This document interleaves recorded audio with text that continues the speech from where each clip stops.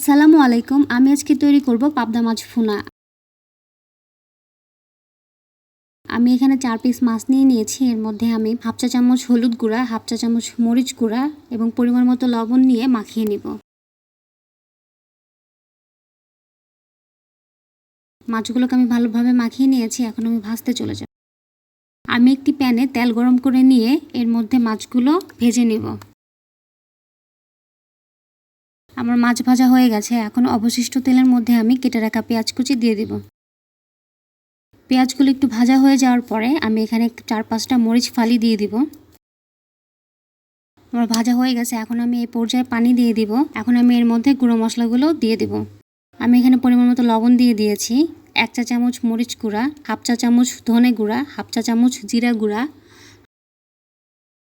Half চা চামচ হলুদ গুঁড়া, 1 চা চামচ আদা রসুন বাটা। সব মশলা দেওয়া হয়ে গেলে আমি মশলাটাকে ভালো করে কষিয়ে নিব। মশলাটা যখন এই পর্যায়ে থাকবে তখন আমি এখানে কেটে রাখা টমেটো দিয়ে দেব।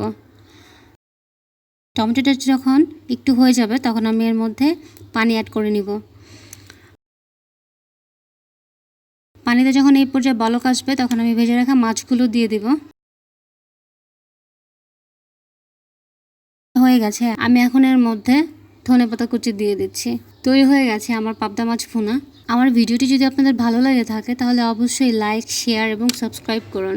পরবর্তী আপডেট পেতে চাইলে অবশ্যই পাশে থাকা বেল আইকনটি ক্লিক করুন। ধন্যবাদ এতক্ষণ আমাদের সাথে থাকার জন্য। আসসালামু আলাইকুম।